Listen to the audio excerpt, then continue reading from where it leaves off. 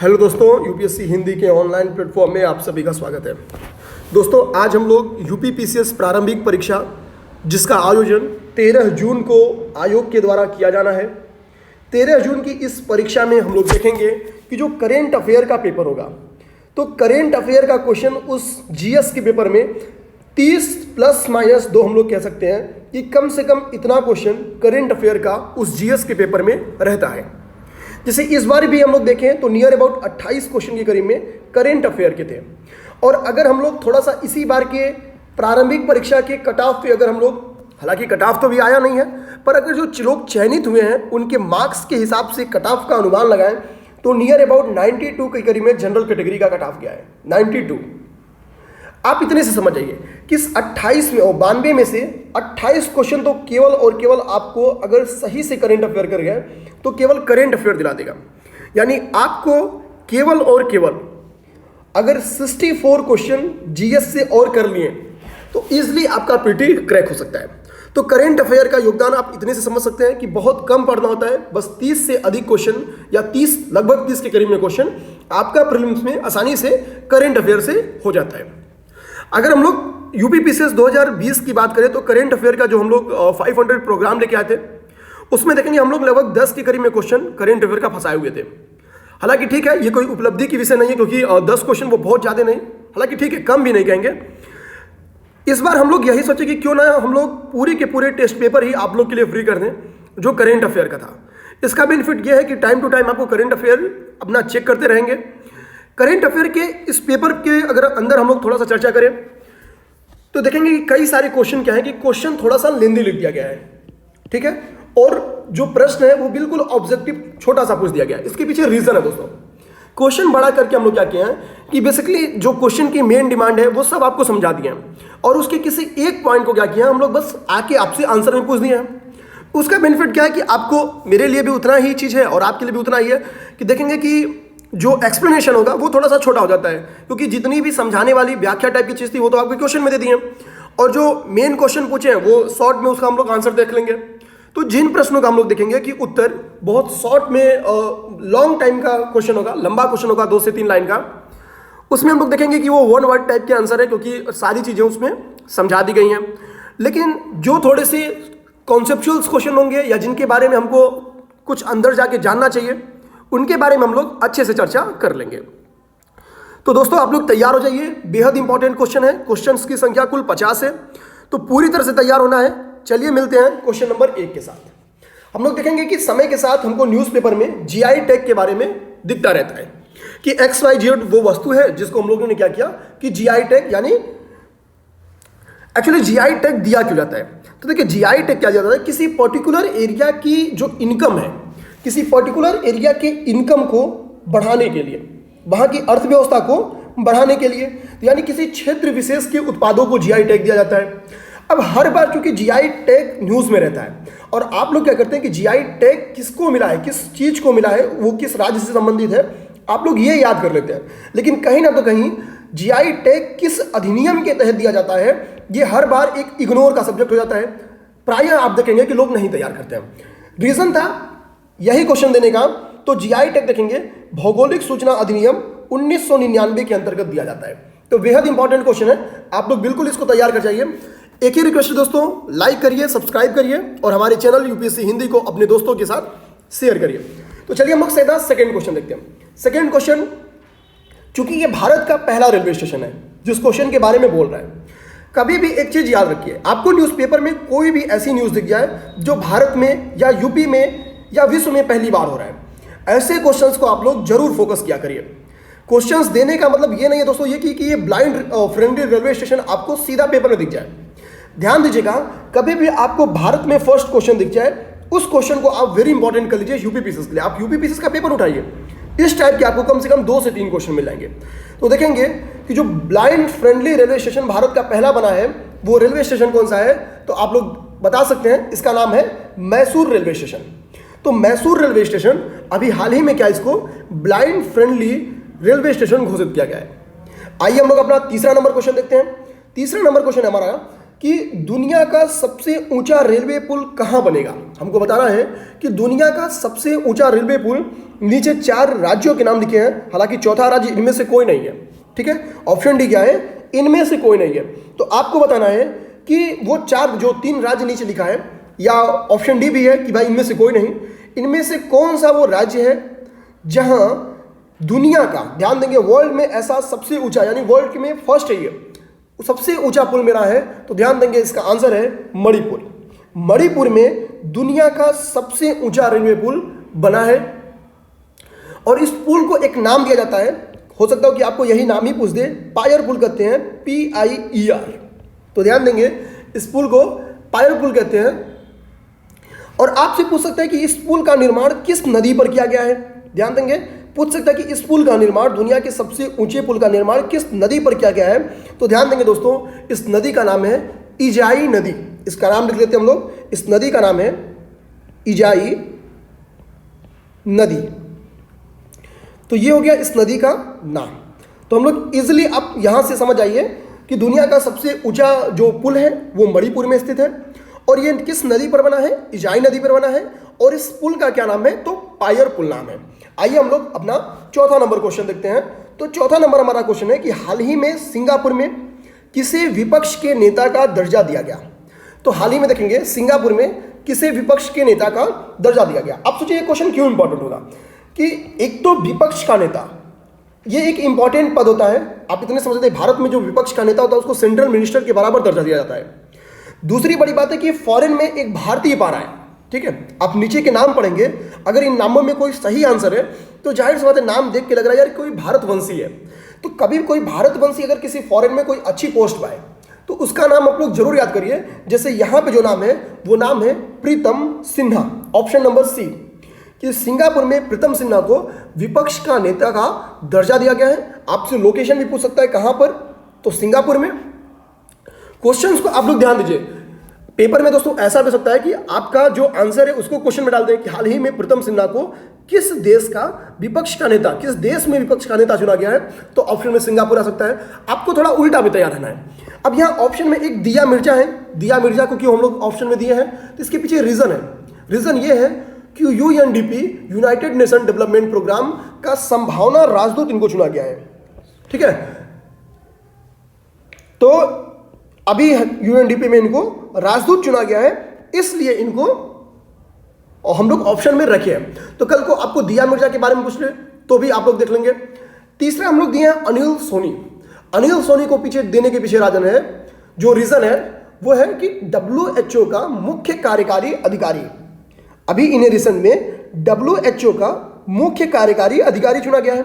अब आपको होमवर्क के तौर पे करना क्या दोस्तों, ध्यान देंगे, होमवर्क के तौर पे कुछ नहीं करिए, थोड़ा सा UNDP का मुख्यालय देख लीजिए, UNDP का मुख्यालय देख लीजिए और ये देख लीजिए कि इसकी स्थापना कब हुई थी, इसकी स्थापना कब हुई थी। बस इस क्वेश्चन की आपकी तैयारी पूरी हो गई। तो केवल ये 2 चीज होमवर्क के तौर पे आप देख लीजिए। सेम यही चीज WHO में देख लीजिए कि इसका मुख्यालय कहां पे है और इसकी स्थापना किस वर्ष में की गई, इसकी स्थापना। क्योंकि WHO में अभी रिसेंट में देखेंगे तो डॉक्टर हर्षवर्धन की एंट्री कराई गई है, तो इंपॉर्टेंट क्वेश्चन है। अभी रिसेंट में अप्रैल या मई में इनकी कराई गई है, तो क्वेश्चन बन सकता है। आइए हम लोग 5वां क्वेश्चन देखते हैं और ये वेरी इंपॉर्टेंट क्वेश्चन है। बिहार PCS ने इसको टारगेट भी किया इस क्वेश्चन को। राष्ट्रीय नाट्य विद्यालय का अध्यक्ष अभी रिसेंट में किसे चुना गया, राष्ट्रीय नाट्य विद्यालय का अध्यक्ष किसे चुना गया। तो दोस्तों इसका अध्यक्ष चुना गया है परेश रावल को। ध्यान देंगे, परेश रावल को यानी बाबू भैया को चुना गया है इसका अध्यक्ष। दोस्तों आप लोग UPSC हिंदी को ज़्यादा से ज़्यादा अपने दोस्तों में शेयर करें, लाइक करें, सब्सक्राइब करें। करेंट अफेयर के जितने भी टेस्ट होंगे वो टेस्ट आपको ला के यूट्यूब पर डिस्कस कर दिए जाएंगे। साथ ही साथ इसका पेपर, इसका मॉडल आंसर भी हम लोग अपने टेलीग्राम चैनल पे आपको दे देंगे। 6वें नंबर क्वेश्चन को हम लोग देखते हैं दोस्तों। 6वां नंबर क्वेश्चन है कि हाल ही में CBC का अध्यक्ष किसे चुना गया। ध्यान देंगे, CBC का अध्यक्ष किसे चुना गया हाल ही में, आपसे यह पूछ रहा है। तो हम लोग देखते हैं कि हाल ही में CBC का अध्यक्ष देखेंगे कि गिरीश चंद्र मुर्मू को चुना गया है, क्योंकि जम्मू कश्मीर से इनको बुलाया गया। ठीक है, हम लोग कह सकते हैं सीधे J&K से बुलाया गया और जम्मू से इनको बुला के क्या किया गया कि CBC बना दिया गया। पहले वो यहाँ पे क्या थे और जम्मू कश्मीर में ये गवर्नर थे। फिर वहां से बुला के इनको सीबीसी बना दिया गया। अब थोड़ा सा सीबीसी के बारे में जान लीजिए, ठीक है, थोड़ा सा सीबीसी के बारे में जान लेते हैं। तो देखेंगे कि जो सीबीसी है इसको 1964 में के संतानम की अध्यक्षता में इसकी सिफारिश की गई थी। एक कमेटी बनी थी, भ्रष्टाचार निरोधक कमेटी, लिख लेते हैं। सीबीसी की स्थापना क्या है, एक कमेटी बनी थी 1964 में, उसका नाम था भ्रष्टाचार निरोधक कमेटी, निरोधक कमेटी, ठीक है। और इसी कमेटी के अध्यक्ष थे के संथानम, ध्यान देंगे, इसी कमेटी के अध्यक्ष थे के संथानम। लिखते चलिए दोस्तों आप लोग, के संथानम। ये डिस्कशन जो अभी रिसेंट में आरओ का भी फॉर्म आ रहा है, तो ये आरओ के लिए भी आ भी चुका है, आरओ के लिए भी बेहद इंपॉर्टेंट है, ठीक है। आगे आपको अगर आयोग से रिलेटेड कोई भी एग्जाम रहा तो ये करंट अफेयर का प्रोग्राम आपको हर एग्जाम में उतना ही लाभकारी सिद्ध होगा जितना कि आपको यूपीपीसीएस की प्रारंभिक परीक्षा में। तो के संथानम ने ही एक सिफारिश की थी कि अपने को क्या होना चाहिए कि सीबीसी की स्थापना करनी चाहिए। तो पेपर में यह भी क्वेश्चन आ सकता है कि किसके सिफारिश के आधार पर सीबीसी का गठन किया गया, तो वो हो गया के संथानम की। अब बात आती है कि इसको क्या 1964 में ही संवैधानिक दर्जा दे दिया गया था, तो नहीं दोस्तों, सीबीसी को 1964 में ना देखिए, 2003 में केंद्रीय सतर्कता आयोग अधिनियम 2003 के तहत इसको हम लोग कह सकते हैं 2003 में इसको संवैधानिक दर्जा दिया गया। संवैधानिक दर्जा इसको 2003 में दिया गया। सॉरी, ध्यान देंगे कि सांविधिक दर्जा दिया गया था, संवैधानिक नहीं, सांविधिक दर्जा इसको दिया गया था 2003 में। तो इस तरह से हम लोग सीबीसी के बारे में देख लिए। अभी रिसेंट का एक क्वेश्चन है कि हाल ही में प्रधानमंत्री का निजी सचिव किसे चुना गया। तो हाल ही में प्रधानमंत्री का जो निजी सचिव है वो चुना गया है हार्दिक सतीश चंद्र शाह को, ठीक है। आप याद कर लीजिए, नजदीक हो गए अमित शाह। तो हार्दिक सतीश चंद्र शाह को अभी रिसेंट में प्रधानमंत्री का निजी सचिव चुना गया है। अब बी ऑप्शन पढ़िए, लिखा है प्रवीण सिद्धार्थ। बी ऑप्शन पढ़ेंगे तो नाम लिखा है प्रवीण सिद्धार्थ, और प्रवीण सिद्धार्थ को राष्ट्रपति का निजी सचिव चुना गया है। ध्यान देंगे, इनको राष्ट्रपति का निजी सचिव चुना गया है। आते हम लोग दोस्तों क्वेश्चन नंबर 8 पे। तो क्वेश्चन नंबर 8 हम लोग का है 8 अक्टूबर 2020 में मनोज भारती को, ध्यान देंगे, कि राजदूत चुना गया है। पिछले साल का आप पेपर उठाइए तो आपको देखेंगे 2019 का पेपर। तो 2019 में एक राजदूत पे क्वेश्चन पूछा हुआ है कि अब उनका हमको नाम नहीं याद है, XYZ वो राजदूत थे और किस देश में उनकी नियुक्ति की गई थी, ये क्वेश्चन पूछ दिया है। तो थोड़ा सा अपने को ऐसे क्वेश्चंस को लेकर तैयार रहना होता है। तो हम लोग देखेंगे कि इसमें पूछ रहा है कि मनोज भारती को कहाँ चुना गया, ठीक है, किस देश का राजदूत चुना गया है, ये पूछ रहा है। तो मनोज भारती को इंडोनेशिया का राजदूत चुना गया है, इस चीज को ध्यान देंगे। आते हम लोग 9वां नंबर क्वेश्चन, हाल ही में किस देश के राष्ट्रपति वेविल रामकलावन, ध्यान देंगे, नाम इनका क्या है, वेविल रामकलावन। नाम से ही राम दिख रहा है और कलावन दिख रहा है, इससे पता चला जैसे अपने बगलगीर हैं और ये है भी भारतवंशी, ठीक है। रामकलावन नाम आपको अपने घर के इर्द गिर्द सुनने को मिल जाएगा, वेविल नाम सुनने को नहीं मिलेगा। तो रामकलावन वर्ड ही इंडिकेट कर रहा है कि ये भारतवंशी है। अब बात होती है कि ये किस देश के राष्ट्रपति चुने गए। ये चर्चा में इसलिए आए हैं कि जब ये अपना शपथ ग्रहण कर रहे थे, तो शपथ ग्रहण करते समय ये क्या है कि भोजपुरी में शपथ ग्रहण किए थे। यही कारण है कि वेविल रामकलावन न्यूज में आ चुके थे। तो हम लोग देखेंगे कि वेविल रामकलावन सेशेल्स के राष्ट्रपति चुने गए हैं, ठीक है, सेशेल्स के। होमवर्क के तौर पे आप सेशेल्स का क्या करिए कि राजधानी आप लोग ढूंढ लीजिए, ठीक है। होमवर्क के तौर पे आप इसका राजधानी देख लीजिए कहां पे है। अगला 10वां नंबर क्वेश्चन है धर्मपाल गुलाटी। धर्मपाल गुलाटी का आप लोग एक वीडियो देख रहे होंगे, बहुत फेमस वीडियो है, इस वक्त सोशल मीडिया प्लेटफॉर्म पे अच्छी तरह से घूम रहा है, जिसमें वो एक देशभक्ति गाना को अपने लास्ट पीरियड में सुनते हुए नजर आ रहे हैं, ठीक है। वो गाना कोई और नहीं, यही था कि है प्रीत जहां की रीत सदा, ठीक है। अब पूरा हमको नहीं याद है, बट कुछ यही वाला गाना था। मेरे कहने का मतलब क्या है कि धर्मपाल गुलाटी इस वक्त सोशल मीडिया पे घूम भी रहे हैं और एक बिजनेसमैन के तौर पे इनको एक इंडियन के तौर पे भी जाना जाता है। यानी एक बिजनेसमैन के साथ साथ एक इंडियन के तौर पे, एक भारतीय के तौर पे इनको बहुत अच्छे से जाना जाता है। कई सारे इन्होंने सोशल काम भी किए हैं, हॉस्पिटल्स बनवाए हैं और कई सारे काम करते रहे हैं। NGOs में भी कई सारी इन्होंने स्थापना भी की है और दिए भी हैं सोशल वर्क में पैसे। तो धर्मपाल गुलाटी इसलिए बेहद इंपॉर्टेंट है। तो सबसे पहली बात क्या है कि धर्मपाल गुलाटी एमडीएच ग्रुप के मालिक है। एमडीएच ग्रुप वही मसाला वाला, ठीक है। तो ये एमडीएच ग्रुप के मालिक हैं। रिसेंट में इनकी मृत्यु हो गई है। अब बात आती है कि इनको पद्म भूषण से सम्मानित किया गया है इसके पहले। तो पेपर में क्वेश्चन ये बन सकता है कि पद्म भूषण से इनको कब सम्मानित किया गया। तो ज़्यादा दूर नहीं, बस अभी जल्दी दिया गया था 2019 में। अगला देखेंगे कि एक शास्त्रीय गायक हैं, ठीक है, धर्मपाल गुलाटी, ध्यान देंगे, सॉरी, और Pandit Jasraj, 11th number question है। पंडित जसराज की अभी हाल ही में मृत्यु हो गई। पंडित जसराज थे कौन? तो ये एक शास्त्रीय गायक थे, शास्त्रीय गायक थे।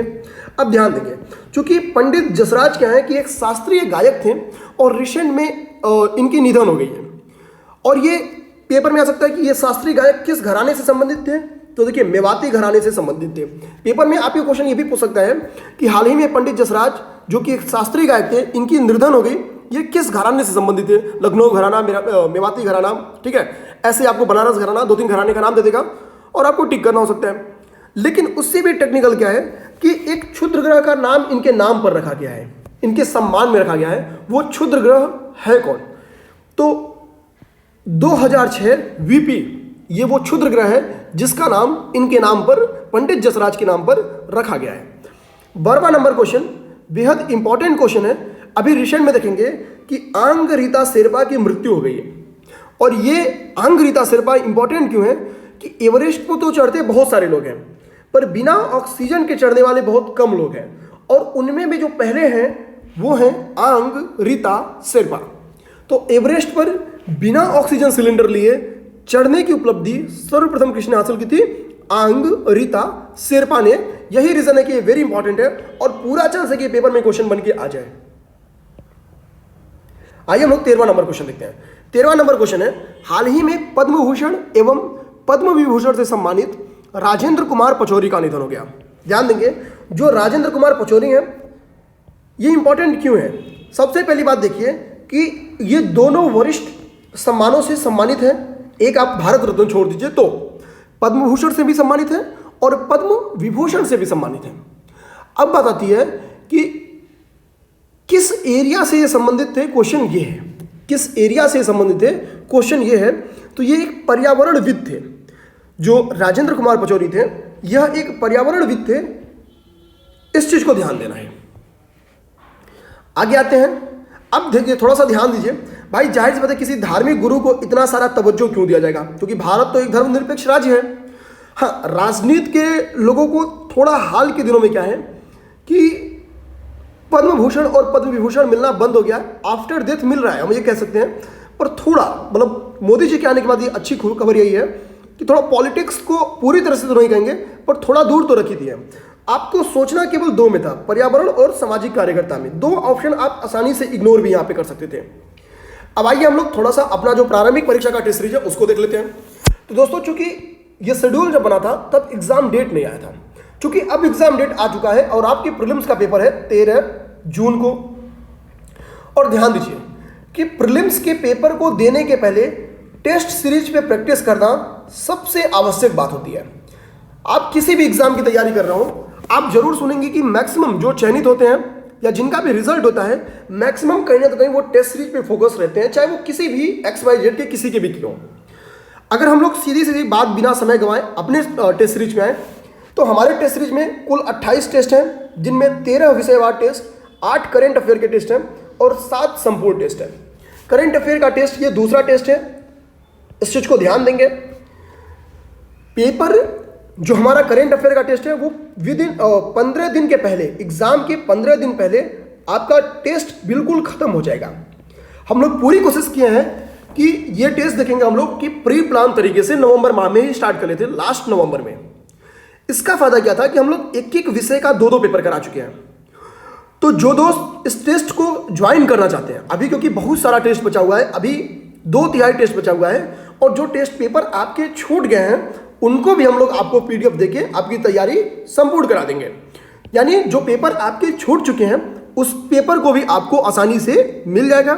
करेंट का पेपर तो आपको यहाँ मिल ही रहा है, बाकी जो GS का हमारा टेस्ट सीरीज है वो आपको देख सकते हैं कि केवल प्रीलिम्स का टेस्ट सीरीज 1999 में है। आप हमको प्रीलिम्स के टेस्ट सीरीज को ज्वाइन करने के लिए इस कॉन्टैक्ट नंबर पर कॉल कर सकते हैं या मैसेज कर सकते हैं, ठीक है। साथ ही आप मैसेज हमको व्हाट्सएप या टेलीग्राम कहीं भी कर सकते हैं। अगली जो बात है यूपीपीसीएस प्रारंभिक परीक्षा के टेस्ट सीरीज की, वो ये है कि वीडियो डिस्कशन के माध्यम से पूरे पेपर पर चर्चा किया जाएगा। तो जिसमें आप लोग देख सकते हैं कि अभी जो करंट अफेयर का टेस्ट आपके सामने है, ये हमारे टेस्ट सीरीज का हिस्सा है और इसको हम लोग आपको और जो करंट अफेयर का टेस्ट है आपको डिस्कस भी कर रहे हैं। अगर आप लोग जानना चाहते हैं कि अगले करंट अफेयर का टेस्ट कब है, तो आप लोग देख सकते हैं कि जो अगले करंट अफेयर का टेस्ट है, जो कि आपके पास वीडियो चर्चा के माध्यम से मिल जाएगा। तो अगले करंट अफेयर का टेस्ट यहां पे आपको दिखा देते हैं, 21 फरवरी को है, ठीक है। तो अगला जो आपको करंट अफेयर का डिस्कशन मिलेगा वो 21 फरवरी को मिलेगा। इस चीज को ध्यान देंगे। तब तक आप लोग अच्छे से कोशिश करिए कि जीएस को फोकस होइए। लास्ट ड्यूरेशन में हम लोग कहीं ना कहीं फिर से करंट अफेयर को लेके और कोई एक बुक, चाहे वो घटना चक्र की आई दृष्टि जो होती है, उसको करा देंगे, ताकि जो करंट अफेयर की तैयारी हो वो संपूर्ण रूप से आपकी खत्म हो जाए। तो टेस्ट सीरीज से जुड़ने के लिए दोस्तों आप हमको इस कॉन्टैक्ट पे मैसेज कर सकते हैं, कॉल कर सकते हैं, और भी एग्जाम से रिलेटेड कोई भी जानकारी के लिए आप हमको फोन कर सकते हैं।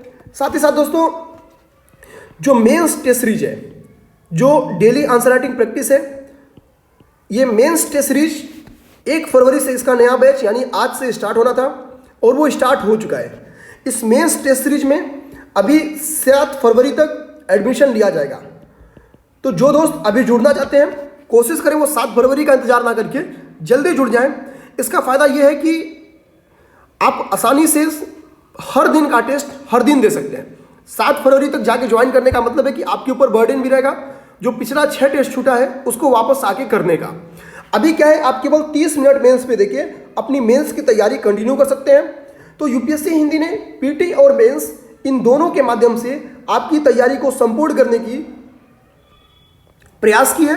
तो दोस्तों आप लोग जुड़ने के लिए हमको इस कॉन्टैक्ट पे मैसेज कर सकते हैं। आते हैं हम लोग 14वें नंबर क्वेश्चन पे।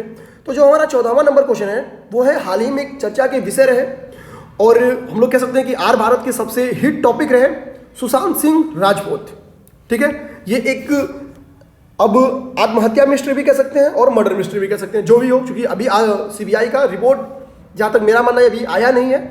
तो जो भी मिस्ट्री हो, तो सुशांत सिंह राजपूत की ने आत्महत्या कब की ये इंपॉर्टेंट नहीं है। इनकी लास्ट पिक्चर अपने सब लोग को पता है कौन थी, सब देखे हुए भी है, बहुत हिट पिक्चर भी थी। लेकिन पहली पिक्चर का नाम बहुत कम लोग जानते हैं और वो नाम थी कोई पोचे, ठीक है। जो इसमें ऑप्शन नंबर बी पे है, ये एक दूसरे सुपरस्टार हैं जिनकी अभी रिसेंट में ही डेथ हो गई है और इस पिक्चर में उन्होंने बाल किरदार का रोल निभाया था। और ये जो मेरा नाम जोकर पिक्चर है ये किसका था, ऋषि कपूर का। ध्यान देंगे, ऋषि कपूर का। लॉकडाउन में इनकी डेथ हो गई थी। तीसरा जो सलाम बॉम्बे है, ये भी बेहद इंपॉर्टेंट हीरो है इरफान खान। ये इरफान खान की मूवी है। लास्ट मूवी इनके रिलीज होने के पहले ही इनकी डेथ हो गई थी और वो थी इंग्लिश मीडियम। आते हम लोग 15वां नंबर क्वेश्चन, और हम लोग कोई पोचे का और सुशांत सिंह राजपूत की लास्ट मूवी आप लोग जरूर बता दीजिए कि लास्ट मूवी क्या थी, एक बार देख लीजिए। हालांकि उतना इंपॉर्टेंट नहीं है, ये क्वेश्चन उतना इंपॉर्टेंट नहीं है। हाल ही में भारत रत्न प्रणब मुखर्जी का भी निधन हो गया। अब हमको ये क्वेश्चन में पूछा गया है कि वो कौन से राष्ट्रपति थे, ठीक है। भारत के चूंकि वो राष्ट्रपति रहे हैं तो किस स्थान में, तो 13वें वो राष्ट्रपति थे। ध्यान देंगे, भारत के 13वें राष्ट्रपति थे, इस चीज को ध्यान रखना है। आते हम लोग अगले नंबर क्वेश्चन पे। 7वां आईसीसी पुरुष T20 विश्व कप जो कि 2021 में होना है, इसका आयोजन कहाँ किया जाएगा। 7वां आईसीसी पुरुष T20 वर्ल्ड कप का आयोजन कहाँ किया जाएगा, तो 16वें नंबर क्वेश्चन का आंसर है ऑप्शन नंबर डी, भारत में। अब देखिए क्वेश्चन क्या बन सकता है। क्वेश्चन ये भी बन सकता है कि हाल ही में 2021 के जो पुरुष T20 वर्ल्ड कप का आयोजन है वो भारत में किया जाने वाला है, क्योंकि अब होने ही वाला है, 2021 आने ही वाला है। ये आईसीसी का कौन सा संस्करण था, तो 7वां था। पहली बात तो ये याद रखना है, T20 का ये 7वां संस्करण है, इस चीज को ध्यान देना है, क्योंकि क्वेश्चन थोड़ा सा वो इस पे भी फोकस कर सकते हैं। इसके लिए देखिए हम लोग आईपीएल पे भी क्वेश्चन बना दिए हैं। 17वां नंबर क्वेश्चन देखिए, करा 13वां आईसीसी पुरुष एक दिवसीय क्रिकेट वर्ल्ड कप। ध्यान देंगे, 13वां आईसीसी पुरुष क्रिकेट जो एक दिवसीय क्रिकेट है उसका वर्ल्ड कप 2013 में होने वाला है, 23 में, सॉरी तो देखिए 13वां कब होने वाला है? 2023 में। और 23 में जो होने वाला उसका आयोजन कहाँ किया जाने वाला है? भारत में। तो एक क्वेश्चन का आंसर और क्वेश्चन आपको क्वेश्चन में ही मिल गया, लेकिन जो क्वेश्चन पूछा गया है वो 14वें पे पूछा गया है। 14वां आपको बताना है कि 14वां और जो क्रिकेट विश्व कप होने वाला 1 दिवसीय वो कब होने वाला है। 17 नंबर क्वेश्चन। तो ध्यान देंगे, जो 14वां आईसीसी विश्व कप होने वाला है वो दक्षिण अफ्रीका में होने वाला है। दक्षिण अफ्रीका में एक और इंपॉर्टेंट क्रिकेट है जिसका आयोजन किया जाएगा। ध्यान देंगे, दक्षिण अफ्रीका एक और इंपॉर्टेंट क्रिकेट है, जैसे जो 8वां आईसीसी महिला T20 है। ध्यान देंगे, 8वां आईसीसी महिला T20, 8वां आईसीसी वुमेन लिख देते हैं, वुमेन जो T20 है इसका भी आयोजन दक्षिण अफ्रीका में ही किया जाएगा। 18वें नंबर क्वेश्चन पे आइए कि फीफा अंडर 17 महिला विश्व कप 2022।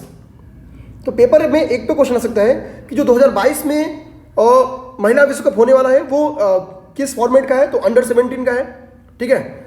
दूसरी बात, जो फीफा अंडर 17 महिला विश्व कप आगामी है वो कब है? तो 2022 में है। इसी के लिए तैयार रहेंगे। हालांकि जो क्वेश्चन पूछेगा वो यही पूछ सकता है अगर यहां से क्वेश्चन देगा, जो हम लोग क्वेश्चन दिए हुए हैं कि किस देश में आयोजित किया जाएगा। तो इसको भी क्वेश्चन देने का रीजन यही है, अपने देश में किया जाएगा। 19 नंबर क्वेश्चन को फोकस करिए। 19वां नंबर क्वेश्चन है 37वां राष्ट्रीय खेल जो है, 37वां राष्ट्रीय खेल जो है इसका आयोजन देखिए, आंसर बता दिया गया है कि छत्तीसगढ़ में होगा। तो 37वां छत्तीसगढ़ में है। 39वां देखिए कह रहे हैं 39वां राष्ट्रीय खेल कहाँ पे है? इसका आयोजन 2023 में मेघालय में है। अब बताना है 37वां 2021 में है, 38वां 2023 में है, 38वां कब है और कहाँ है आपको बताना है। 38वां राष्ट्रीय खेल जहाँ पे है वो कहाँ होगा आपको ये बताना है, यानी किस राज्य में होगा। तो 37वां आपको पता चल गया किस राज्य में हो रहा है? छत्तीसगढ़ में। क्वेश्चन में आंसर बता दिया गया है। 38वां आपको बताना है। 39वां नंबर बता दिया गया है कहाँ होगा? मेघालय में। तो 38वां को फोकस करिए। 38वां होगा कहाँ पे? तो 38वें का आंसर है उत्तराखंड में इसका आयोजन होगा। ध्यान देंगे, 38वें का आयोजन कहाँ पे होगा? उत्तराखंड में। आइए हम लोग 20 नंबर क्वेश्चन को देखते हैं। 20वां नंबर क्वेश्चन क्या है कि पुरुष हॉकी विश्व कप 2023 का आयोजन किस देश में किया जाएगा? पुरुष हॉकी विश्व कप 2023 का आयोजन किस देश में किया जाएगा? तो पुरुष हॉकी विश्व कप 2023 और जूनियर पुरुष हॉकी विश्व कप 2021, ध्यान देंगे जो क्वेश्चन पूछा गया है इसका भी आयोजन तो भारत में ही किया जाना है। और एक और फैक्ट है हॉकी से रिलेटेड, उसको भी ध्यान से देख लीजिए। वो ये है कि जूनियर पुरुष हॉकी वर्ल्ड कप 2021, जूनियर पुरुष हॉकी वर्ल्ड कप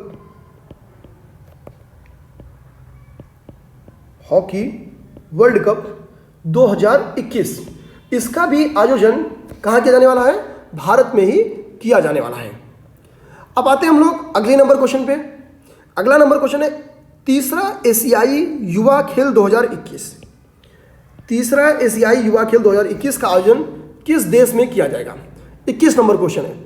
तो तीसरा एशियाई युवा खेल 2021 का आयोजन अपना पड़ोसी दुश्मन पाकिस्तान नहीं चीन में किया जाएगा। 22वां नंबर क्वेश्चन देखिए, आईपीएल 2020 में मुंबई इंडियन ने 5वीं बार कंटिन्यूटी के साथ जीत दर्ज की है। अब हमको बताइए कि वो कौन कौन सा ईयर है जिसमें मुंबई इंडियंस ने जीत दर्ज की है। क्वेश्चन ये है कि कौन सा ये आईपीएल का संस्करण था? तो 13वां संस्करण था। इस चीज को ध्यान देंगे। ऑप्शन नंबर इसका ए सही है। इसमें हम लोग देखेंगे कि जो दिल्ली कैपिटल्स थी वो उप विजेता बनी है, बहुत दिन बाद बनी है, फाइनल तक पहुंची है, इसलिए इंपॉर्टेंट हो सकता है ये भी। ऊपर से 2 इंपॉर्टेंट इसमें भाई मैच जिताने वाला या तो गेंदबाज है या तो बैट्समैन को माना जाता है, हालांकि फील्डर का भी रोल है। बट अपने को देखेंगे पर्पल कैप और ऑरेंज कैप। ऑरेंज कैप का मतलब क्या हुआ कि किसने सबसे ज़्यादा रन बनाया, और पर्पल कैप का मतलब हो गया कि किसने सबसे ज़्यादा विकेट ली। तो ध्यान देंगे सबसे ज़्यादा रन अपने केएल राहुल ने बनाया है। केएल राहुल ने बनाया है कितना रन? 670 रन।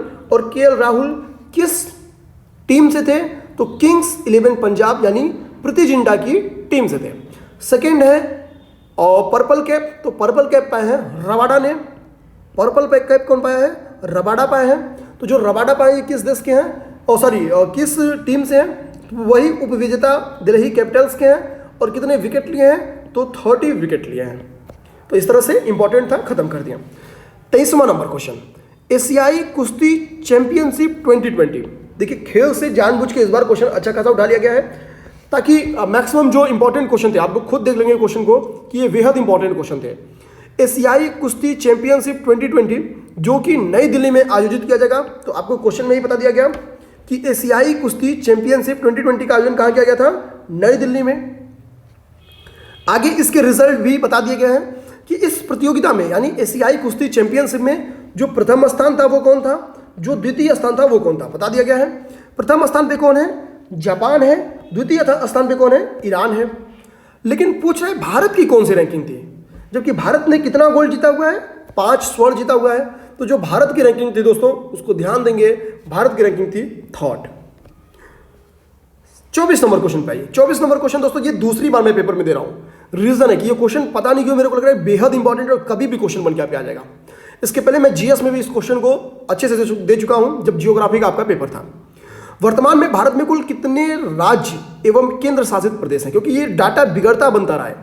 आप देखेंगे तो आपको बताना है कि भारत में कुल कितने राज्य और केंद्र शासित प्रदेश हैं। तो वर्तमान में भारत में कुल 28 राज्य और 8 केंद्र शासित प्रदेश हैं।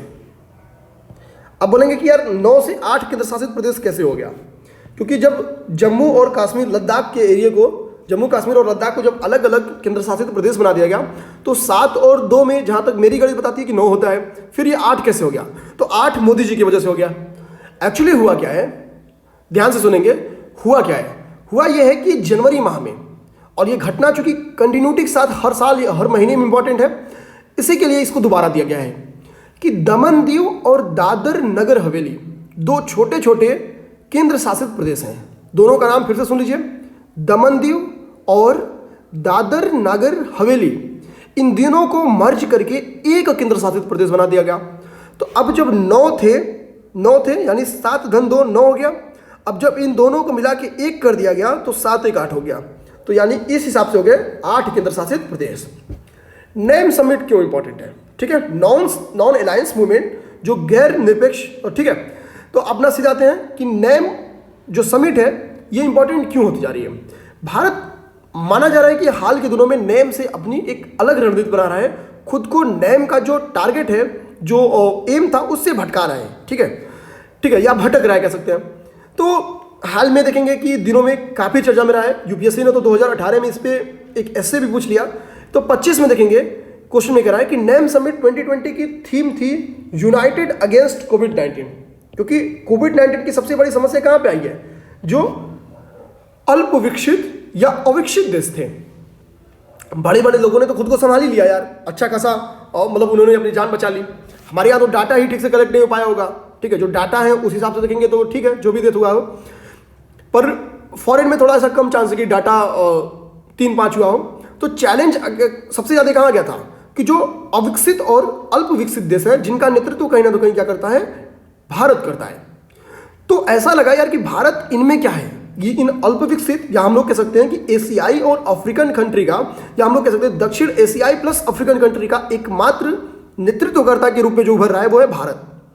और भी है, ब्राजील भी है, चाइना भी उभर रहा है, बट भारत उसमें ज़्यादा विश्वसनीय है। तो यही रूल एक मेन चैलेंज थी कोविड-19।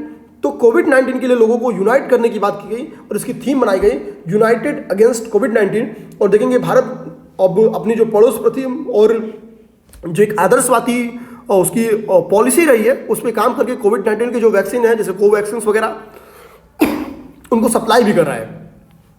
तो 25वें नंबर क्वेश्चन का आंसर क्या होगा, आपको बताना कि कहाँ आयोजित किया गया था नेम समिट। तो इसको बताना है, तो इसको आयोजित किया गया था, इसका जो ऑप्शन है वो मिट गया है। एक सेकेंड,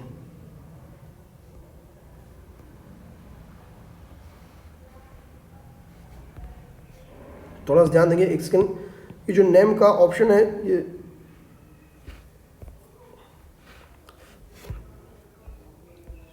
ठीक है, इसको भी हम लोग देख लेंगे दोस्तों। नहीं होगा तो इसको हम लोग पिन कर देंगे कमेंट बॉक्स में।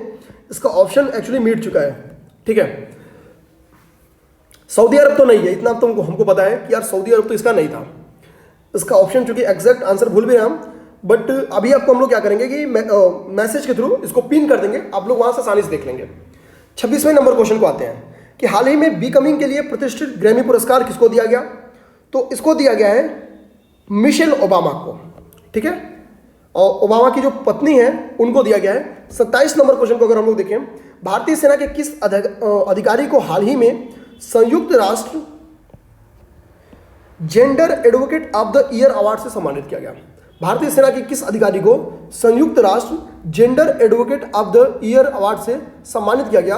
ये क्वेश्चन है। और ऑप्शन में देख लीजिए है मेजर सुमन गवानी, सेकंड है मेजर सुमन सिंह, सब में सुमन सुमन है लेकिन गवानी जिसमें है वही सही आंसर है।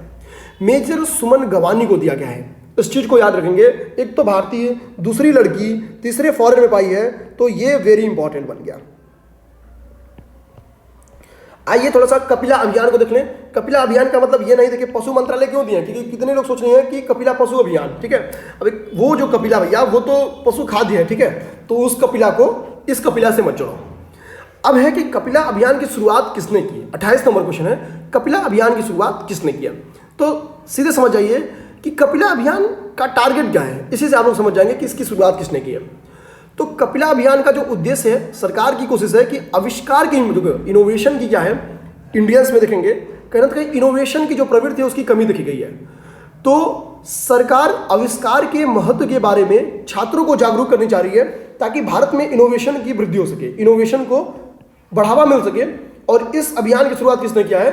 शिक्षा मंत्रालय ने किया है। तो इसका ऑप्शन नंबर सी सही है। 29 नंबर क्वेश्चन देखेंगे तो है सक्षम अभियान का उद्देश्य क्या है? 29 नंबर क्वेश्चन तो देखेंगे कि जो सक्षम अभियान है इसका शिक्षा मंत्रालय ने शुरू किया। ध्यान देंगे, जो सक्षम अभियान है इसको केंद्रीय पेट्रोलियम एवं प्राकृतिक गैस मंत्रालय के द्वारा शुरू की गई है। ध्यान से सुन लेंगे, केंद्रीय पेट्रोलियम एवं प्राकृतिक गैस मंत्रालय के द्वारा शुरू की गई है और इसका उद्देश्य है ईंधन के संरक्षण को बढ़ावा देना, ईंधन के संरक्षण को बढ़ावा देना। 30वें नंबर क्वेश्चन पे आइए, बहुत चर्चित क्वेश्चन है 30वां नंबर क्वेश्चन।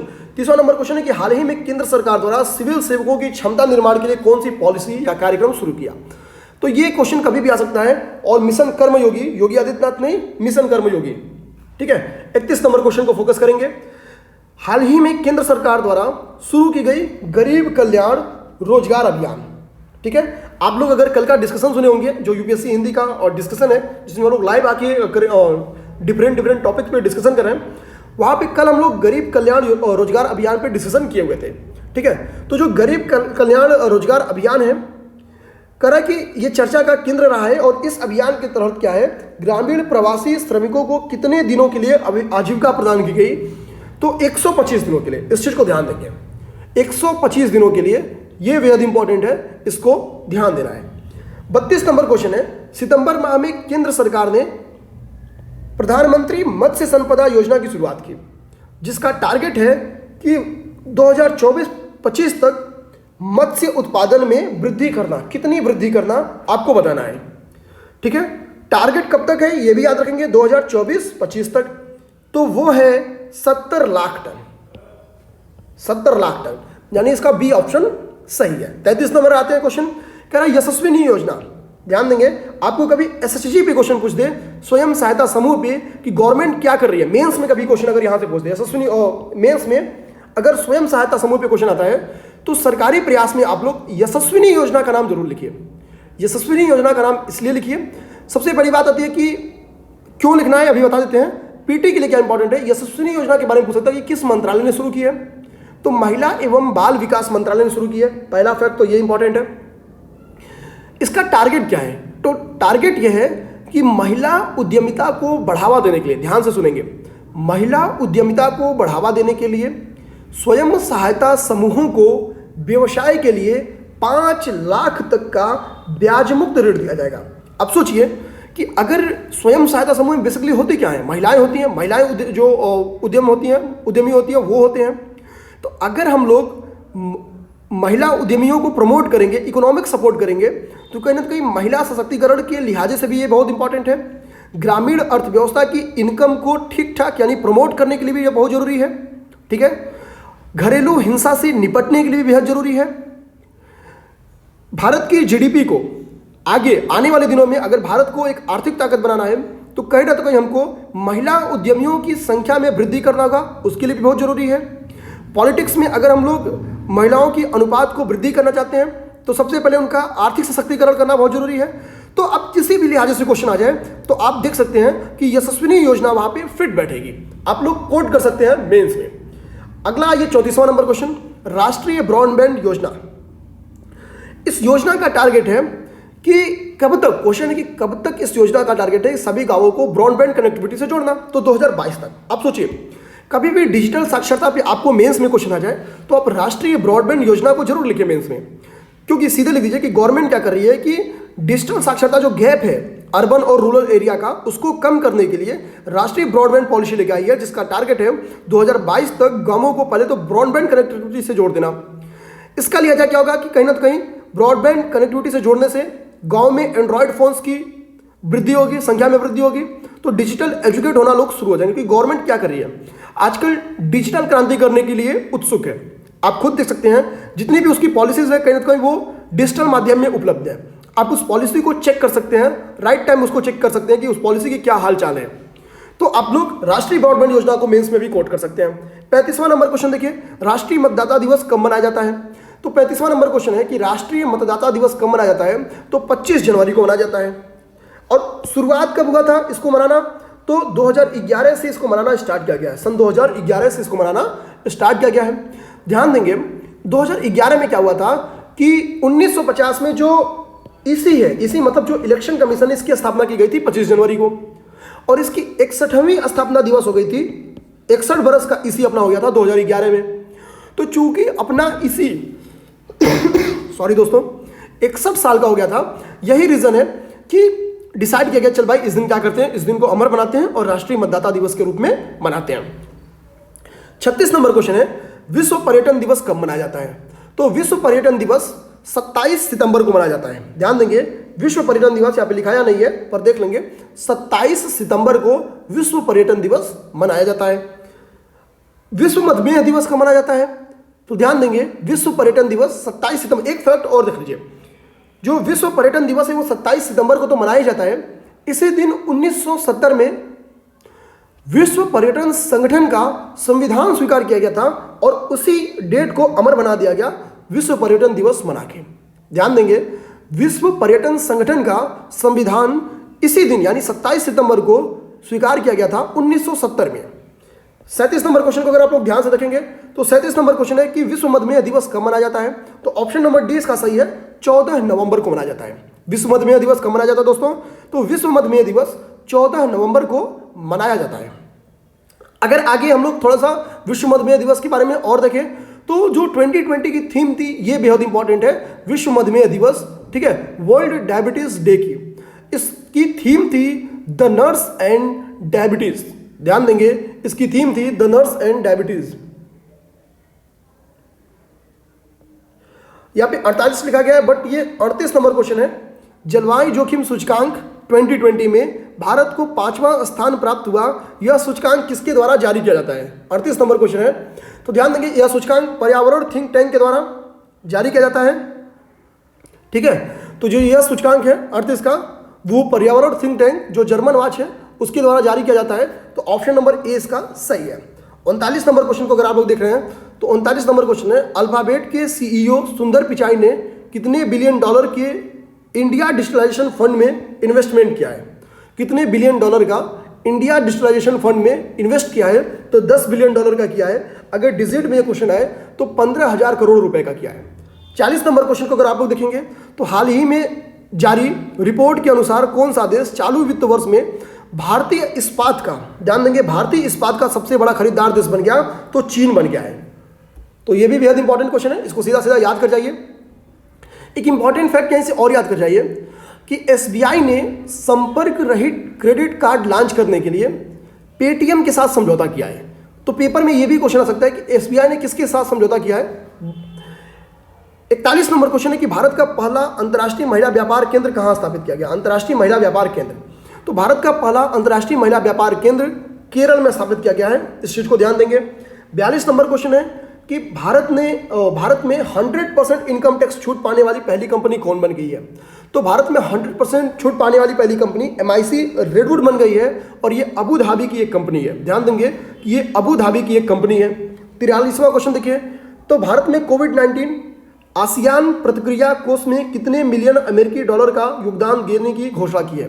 तो भारत कितने मिलियन डॉलर का योगदान देने की घोषणा किया है, यही क्वेश्चन है। और ज़्यादा भारत नहीं कर सकता है, तो केवल $1 मिलियन का, बहुत बड़ी राशि है। ठीक है, 44 नंबर क्वेश्चन पे आते हैं। अमेजन इंडिया ने किस शहर में अपना पहला all women virtual customer service खोलने की घोषणा की है?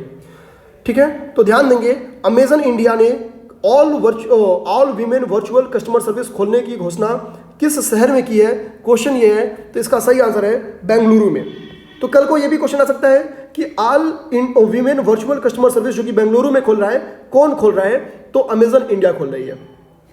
45 नंबर क्वेश्चन को देख लीजिए। 45 नंबर क्वेश्चन कह रहा है कि सब्जियों के लिए न्यूनतम समर्थन मूल्य तय करने वाला भारत का पहला राज्य, तो सबसे शिक्षित राज्य जो है केरल है, वही किया है। 46 नंबर क्वेश्चन कह रहा है कि हाल ही में खबरों में देखा गया सावंतवाड़ी खिलौना, ठीक है, सावंतवाड़ी खिलौना निम्नलिखित में से किस राज्य में लकड़ी से बने कला के काम के लिए संदर्भित किए जाते हैं? तो यह बताना है। तो 46 नंबर का क्वेश्चन का आंसर है महाराष्ट्र। तो सावंतवाड़ी जो खिलौना है ये महाराष्ट्र से संबंधित है, इसको ध्यान देंगे। 47वें नंबर क्वेश्चन, हाल ही में खबरों में देखा गया अभ्यास बोंगो सागर भारतीय नौसेना और किस देश की नौसेना के बीच में होता है? तो सबसे बड़ी बात कि बोंगो सागर एक नेवल प्रैक्टिस है और किस देशों के बीच में है? तो बांग्लादेश। सेकेंड लास्ट क्वेश्चन, और नहीं 48 क्वेश्चन, निम्नलिखित में से कौन सा एकमात्र फल है जिसे साल में एक बार, फल नहीं फूल है, साल में एक बार और सूर्यास्त के बाद खिलने के लिए जाना जाता है और उत्तराखंड में हिमालय की ऊंची पहुंच में, ठीक है, मतलब सीधे समझिए कि उत्तराखंड के हिमालय में की ऊंची चोटी में दिखाई देता है। ठीक है, तो वो ब्रह्म कमल है। ठीक है, 49 नंबर क्वेश्चन, निम्नलिखित में से किस राज्य सरकार ने गरबा को विश्व का सबसे लंबा नृत्य घोषित किया है? तो गरबा चूंकि गुजरात से रिलेटेड है और गुजरात सरकार ने इसको घोषित किया है। लास्ट नंबर क्वेश्चन, MACS 6478 क्या है? तो यह गेहूं की एक नई प्रजाति है। तो दोस्तों यहां से आज हम लोग का टेस्ट नंबर जो 10 था, इसका डिस्कशन समाप्त होता है। उम्मीद है कि आपको ये वीडियो पसंद आए। तो दोस्तों हमारे चैनल UPSC हिंदी को लाइक करें, सब्सक्राइब करें और अपने दोस्तों के साथ शेयर करें। धन्यवाद। मिलते हैं हम लोग अगले